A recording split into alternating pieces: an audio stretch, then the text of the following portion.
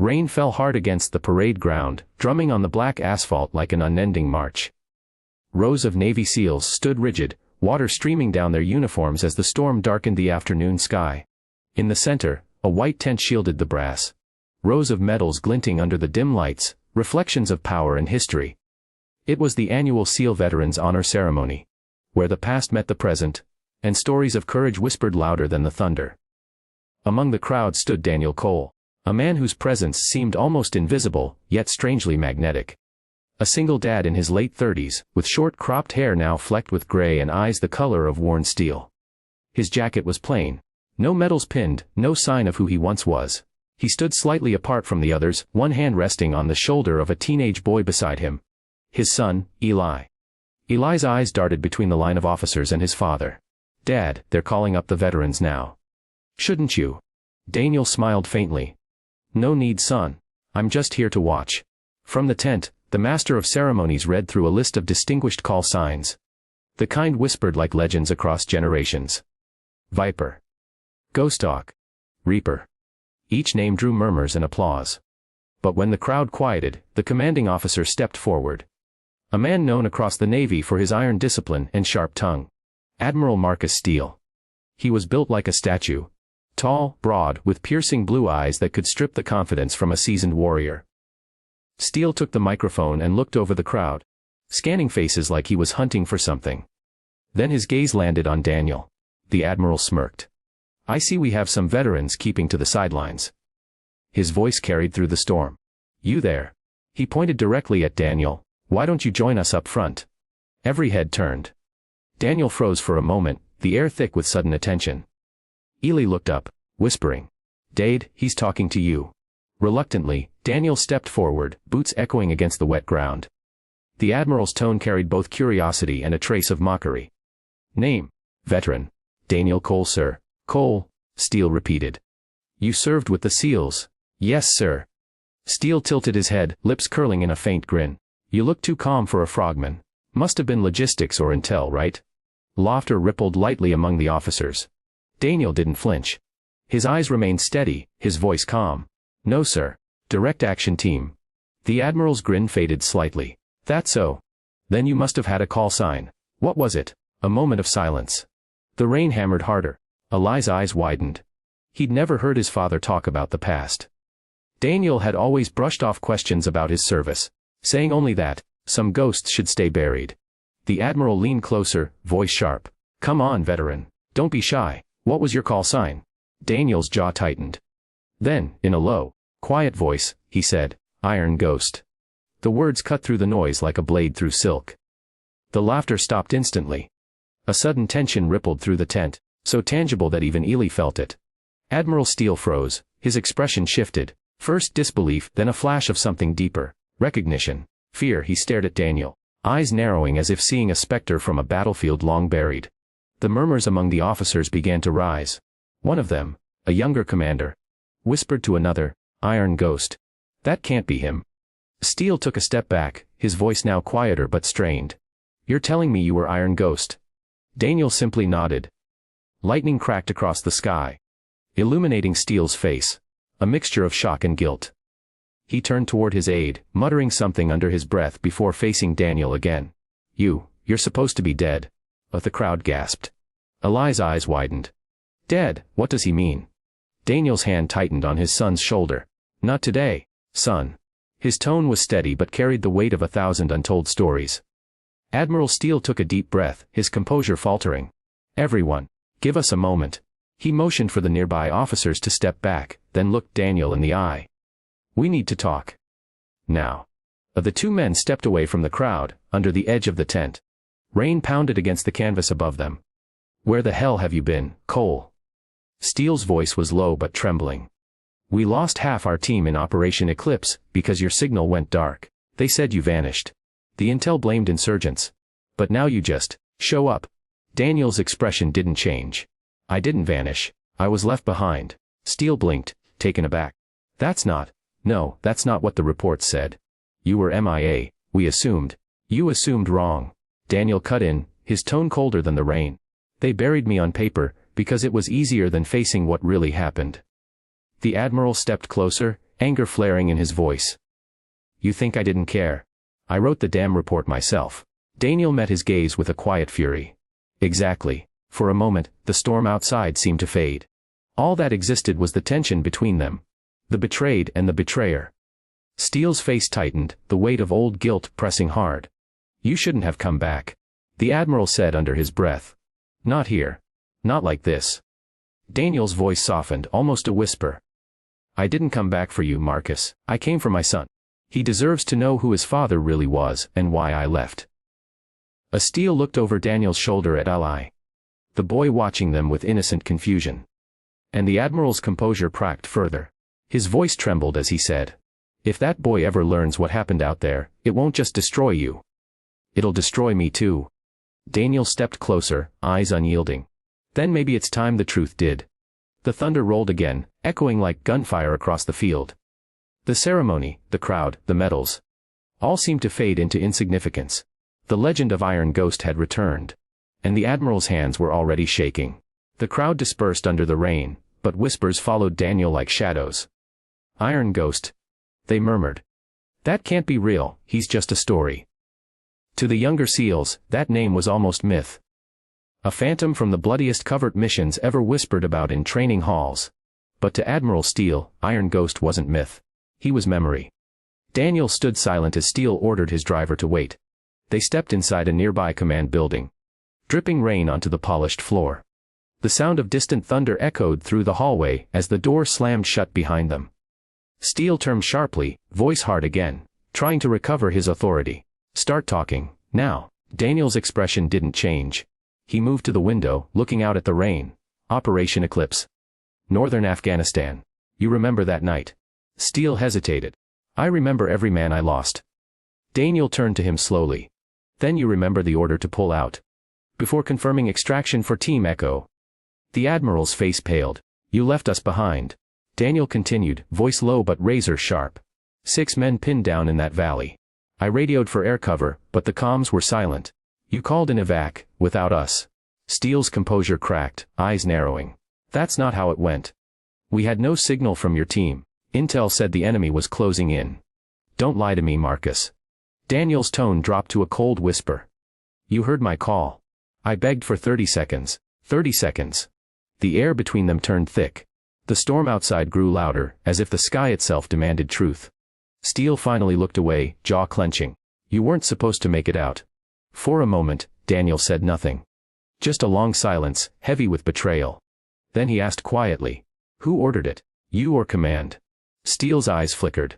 You don't understand what was at stake. There were politics involved. Diplomatic walls, CA crossfire. You were part of an operation that was never supposed to exist. Daniel took a step closer. So we were expendable. You were collateral. Steele snapped. Your extraction risked exposure of an entire covert network. If we'd gone back, we'd have lost more men. Hell, maybe started an international incident. Daniel's voice broke through the argument like thunder. We were your men. The silence that followed was suffocating. Daniel's hand trembled, though his voice stayed steady. 5 men died believing their country was coming for them. I buried them with my own hands before crossing the border on foot. For 9 months I survived on scraps, hunted by men we thought were allies. And when I came home, his voice trailed off, the emotion tightening his throat. I found a folded flag and a discharge letter with my name spelled wrong. Steele couldn't meet his eyes. His lips moved, but no words came. Daniel looked at him for a long time. You covered it up, didn't you? The Admiral finally exhaled. You were already gone. If word got out, it would have ruined everything. Careers, operations, the chain of command. I did what I had to. Daniel's stare turned hollow. You did what was convenient. The storm thundered louder. Steele turned away, rubbing a hand over his face. Why come back now, Cole, after all these years? You think anyone's going to listen to a ghost? Daniel walked to the door. I don't need them to listen. I just need my son to know the truth. Ollie. Steele's voice softened slightly. He doesn't need this. You've built him a life. Don't poison it with what happened out there. Daniel paused at the door, his voice barely audible. You don't get to tell me what my son needs. Not after what you took. He stepped out into the rain again, leaving Steele alone in the dimly lit office. The Admiral sank into a chair, staring blankly at the floor. His reflection in the wet glass looked smaller than he remembered. Haunted. Outside, Daniel found Eli waiting under the awning, holding 2 paper cups of coffee. The boy looked up, eyes full of questions he didn't know how to ask. "Everything okay, Dad?" Daniel forced a small smile, though his voice trembled slightly. "Yeah. Just old ghosts." Eli handed him the cup. "You used to be one of them, huh?" "A SEAL?" Daniel nodded. "Once. Then why didn't you tell me?" He hesitated. "Because some stories don't have happy endings." Eli frowned. "But they should, right?" Daniel looked down at his son. The only light in the darkness of everything he'd lost. And something inside him broke quietly. Maybe they still can. The next morning, Daniel woke before sunrise. The rain had stopped, but the storm inside him hadn't. On the table lay a worn photograph, 6 men in uniform. Arms slung around each other, smiling under a desert sun. Behind them, scrawled in marker, were the words Team Echo, until the end. He traced the faces with his finger, stopping on one. "They deserve peace," he whispered. Then his phone buzzed. A message from an unknown number: "Meet me tonight. Pair 14. Come alone, MS." Daniel stared at it for a long time, feeling the old instincts rise in his chest like a tide. When he looked up, the morning sun had just begun to pierce through the clouds. The ghosts were stirring again. Darkness that swallows sound. The wind carried the scent of salt and rusted steel, and the waves slapped rhythmically against the old docks. Pier 14 lay at the farthest end. Abandoned, unlit. Its wooden planks groaning under the weight of years. Daniel parked his truck 2 blocks away, leaving the engine running just long enough for Eli to fall asleep in the back seat. He watched his son for a long moment, brushing a strand of hair from the boy's forehead. "I'll be right back, buddy," he whispered, his voice barely audible. "Promise." He stepped out into the cold night, closing the door softly. The air was sharp, the kind of chill that carried memories. Dust, blood, and the distant echoes of gunfire. Every step toward the pier pulled him back to a place he swore he'd never revisit. Admiral Marcus Steele was already there, standing under a flickering light near the end of the dock. His uniform was gone, replaced by a dark coat and a cap pulled low. He looked older now, smaller somehow, as if the weight of his own secrets had finally begun to press down. Daniel approached slowly, his boots thudding against the damp boards. "You picked quite the meeting spot." Steele gave a faint, humorless smile. "It's the one place nobody listens. Maybe that's why you like it," Daniel said, voice low. The Admiral's expression hardened, but he didn't bite. "You want answers? Fine. You deserve them." He reached into his coat and pulled out a weathered file folder, its edges frayed, corners darkened with fingerprints. He held it out. Everything the world thought was buried. Right here. Daniel took it carefully. Inside were black and white photos, redacted mission reports, and satellite images of the valley, that valley. His eyes froze on a single page. Operation Eclipse Team Echo status lost in action, presumed KIA. Underneath the typed words, in faded ink, was a handwritten note per directive from Steele. "Terminate recovery ops." Daniel looked up slowly. "You signed it." Steele's jaw clenched. "I followed orders." "No," Daniel said, his tone sharpening. "You gave them." The Admiral took a deep breath. "You don't understand, Cole. Eclipse wasn't just a raid. It was a message. We were never supposed to be there. The target was an off-the-books weapons exchange between the CIA and local warlords. Your team stumbled into it." Daniel's chest tightened. "So we were silenced to keep the CIA clean." Steele nodded grimly. "That's why Command cut the line. If you made it out and talked, the fallout would have been catastrophic." Daniel stared at him in disbelief. "You killed 6 men to save a scandal. I saved a country from collapsing into chaos." Steele snapped. "Don't make me the villain because I did what you couldn't. Accept the cost of the mission." Daniel's hands curled into fists. "You talk about cost like it's numbers on a page. I carried those men in my arms, Marcus. You can't measure that kind of loss." Steele's voice cracked slightly, a flicker of guilt cutting through. "You think I haven't measured it every day since?" He stepped closer, eyes desperate now. "You think I sleep easy knowing what I signed? I told myself it was for the greater good. But I see their faces every night. Especially yours." The sound of the waves filled the silence between them. Daniel turned away, gripping the wooden railing. "Then why now? Why reach out after all these years?" Steele hesitated, then said softly, "Because someone else knows." Daniel turned back sharply. "There's a file circulating through DC. Steele continued. A classified report resurfacing from deep archives. Someone's digging into Operation Eclipse. If that information goes public, they'll come for everyone who signed off. And if they find out you're alive. Daniel understood before he finished. They'll come for me and my son. Steele nodded. They won't stop there. They'll rewrite the story. Make you the traitor who caused the mission's collapse. The scapegoat. Daniel stared at him. And you want me to help you cover it up again? No. Steele said quietly. I want to fix it. But I can't do it alone this time. Daniel studied him for a long moment, searching for any trace of the man he once followed into fire. Why should I trust you? Because I owe you 6 lives, Steele said.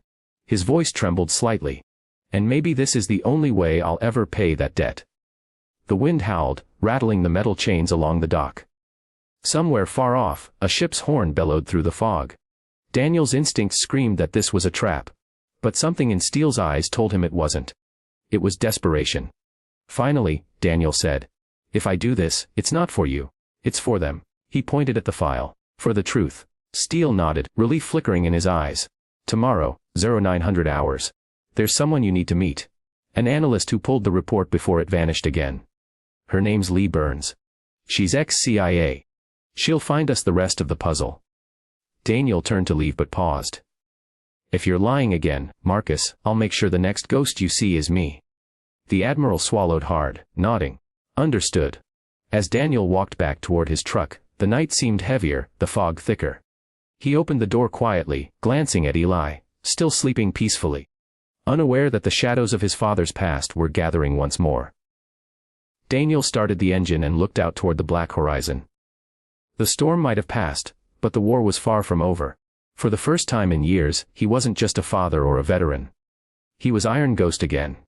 The morning sun cut through the coastal fog, bathing the naval base in a pale, uneasy light. The world seemed calm, but Daniel's instincts screamed otherwise. Every step he took toward the small cafe on the corner of Harbor Street felt like walking through crosshairs. Leah Burns was already there. Seated by the window, a laptop open, her eyes darting between encrypted files and the doorway. She looked mid-30s, sharp, featured with a quiet, watchful energy. The kind of person who didn't just see you, she assessed you. Steele sat across from her, looking strangely out of place in civilian clothes. His fingers drummed against the table as Daniel entered. Cole, Steele said, standing slightly. This is Lee Burns. Leah's gaze flicked up. So it's true, she said softly. Iron Ghost lives. Daniel's eyes narrowed. You sound surprised. I'm a spy, she said, closing her laptop. Surprise is my business. But you, she studied him. You're supposed to be a legend. The one who walked out of Eclipse Valley after everyone else died. Daniel's jaw tightened. I didn't walk out. I crawled. A heavy silence fell over the table until Steele spoke. Lee recovered part of the Eclipse archive before it was scrubbed again. She thinks someone inside Langley is trying to erase every trace of it. Leah nodded, sliding a small flash drive across the table. This is what's left. Half the data is corrupted, but what's readable is bad enough. Daniel picked it up. Bad how? Lee hesitated. There's a directive. Classified under Nightfall Protocol. It authorizes the termination of Team Echo, with your call sign listed as the trigger. Daniel froze.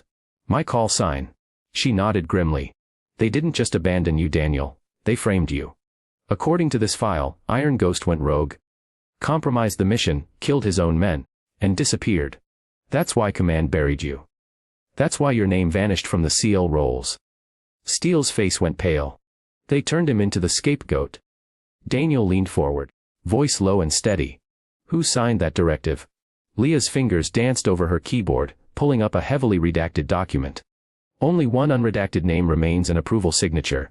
She turned the screen toward them. Steele's blood ran cold. The name was his. Marcus Steele. Daniel read quietly, his voice like a blade being drawn. Steele shook his head instantly. No, that's not possible. Someone forged it. Lee frowned. I thought so too, but the encryption key matches your command clearance from 2013. The system says you approved it yourself. Steele's hands trembled. That clearance was wiped after Eclipse. Someone had to have cloned it before the shutdown. Daniel stared at him, unreadable. Or maybe someone never shut it down at all. The tension was thick enough to choke on. Leah closed her laptop carefully. There's more. Whoever's cleaning the files, they're still active. I've been getting trace pings all morning. Someone's watching this conversation in real time. Can you block them? Daniel asked. Leah's fingers flew over the keyboard. Trying. Suddenly, her screen went black. Steele swore under his breath. The cafe lights flickered. Across the street, a black SUV idled too long. Daniel's instincts kicked in immediately. We're burned. Move, now. They exited through the back door, just as the SUV's doors opened. Two men in plain clothes stepped out, eyes scanning the street. Their movements were too precise for civilians. Feds or private contractors. Daniel grabbed Steele by the arm and pulled him into the narrow alley. Leah followed, clutching her laptop. They jammed the fee, she whispered. They knew exactly where to find us. Steele's voice was low and urgent. There's an old naval storage depot 2 miles east. We can regroup there. Daniel nodded. We split. You take the side street, Leah with me. We meet at the depot in 15. They ran. Tires screeched somewhere behind them. Shouts echoing off brick walls. Daniel guided Leah through the maze of alleys, his movements sharp and practiced. Like instincts carved into muscle memory. When they finally reached his truck, Daniel threw open the passenger door. Get in. Leah hesitated. What about Steele? He knows how to disappear, Daniel said, flooring the gas. Question is, will he? The truck roared down the narrow back roads, past warehouses and old hangars. Leah clutched her laptop, still shaking. Whoever's pulling these strings. They're not just covering a mission. They're cleaning house. Daniel's eyes stayed on the road. Then we stay ahead of the sweep. They reached the storage depot minutes later. A forgotten stretch of concrete overlooking the water. Daniel killed the engine and stepped out, scanning the horizon. No sign of pursuit. Lee exhaled shakily. You ever think you'd end up running from your own flag? Daniel looked toward the sea. I stopped believing in flags the day mine left me behind. A faint sound broke the silence, footsteps. Daniel spun, gun drawn. Steele emerged from the shadows, hands raised. You're late, Daniel said. I had to shake a tail, Steele replied, breathless. They're not amateurs. Whoever's funding this cleanup has resources, government-level resources. Leah nodded. That tracks. The metadata from the files traces back to an encrypted Pentagon server. Someone inside the defense network wants Eclipse erased. Daniel stepped closer. Then we find out who. Steele glanced between them. You don't understand. If we dig too deep, they'll kill us before we ever see the truth. Daniel's voice was quiet but iron. They already killed me once. The Admiral looked away, realizing there was no turning back. Leah plugged her laptop into a portable drive. There's one more lead. The operative who originally filed the Nightfall directive. His code name was Rook. He vanished 3 months after Eclipse. Rumor was, he went underground. If he's alive, he's the only one who can clear your name. Daniel nodded. Then we find Rook. Lightning cracked far out over the sea, briefly illuminating their faces. 3 people bound by lies, betrayal, and the ghosts of war. Steele's phone buzzed. He looked down and his heart froze. A single text glowed on the screen. You should have stayed dead, Iron Ghost. The text hung on Steele's phone like a death sentence. The words were stark, deliberate, and traced with venom. You should have stayed dead, Iron Ghost. Daniel took one glance at it, then at the Admiral. That wasn't meant for you. Steele swallowed hard. They know you're alive. Which means.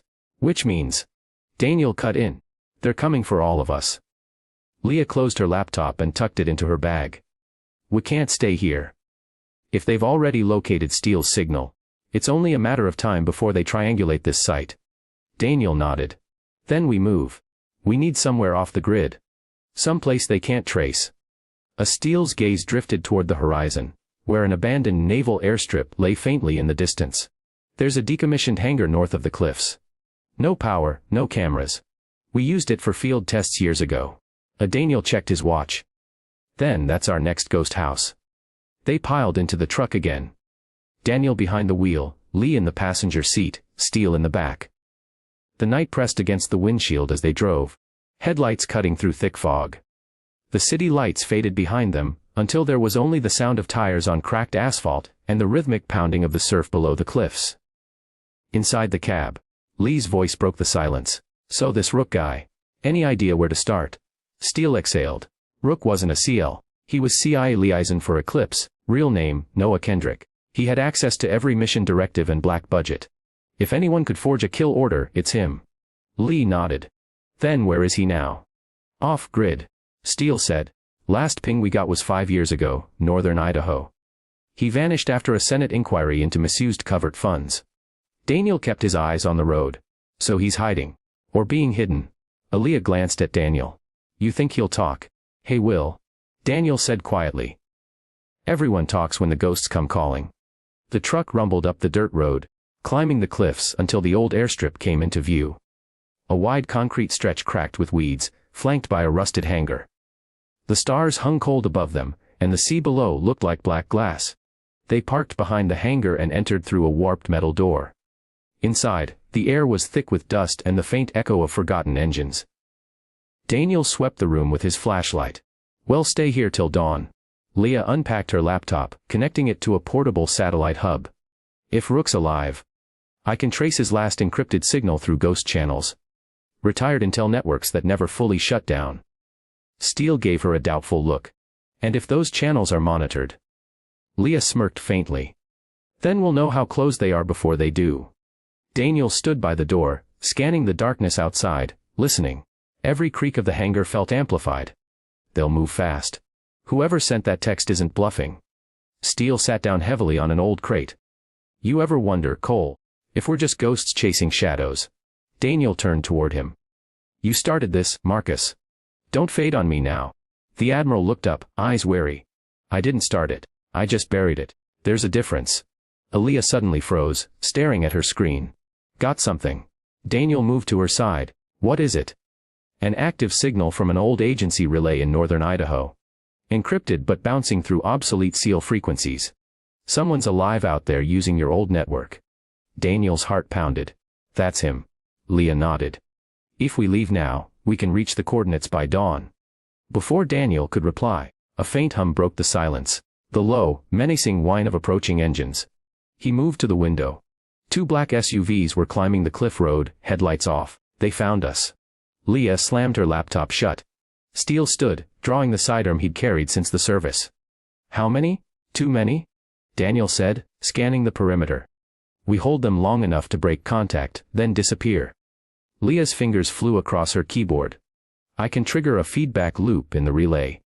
They'll think we've gone east instead of north. Do it. Within seconds, the echo of footsteps approached the hangar. Shadows flickered against the corrugated walls. Men in tactical gear moving with silent precision. Daniel grabbed a wrench from the floor and turned to Steele. You ready to get your hands dirty again, Admiral? Steele managed a grim smile. I thought you'd never ask. The first flashbang came through the side door. The explosion of white light and sound ripped through the darkness. Daniel tackled Leah to the ground, shielding her with his body. Gunfire erupted outside, short, controlled bursts. The air filled with the acrid smell of gunpowder and dust. Steele fired from behind a crate, dropping one silhouette before ducking back. 3 more flanking left. Daniel moved like a ghost, silent, fast, precise.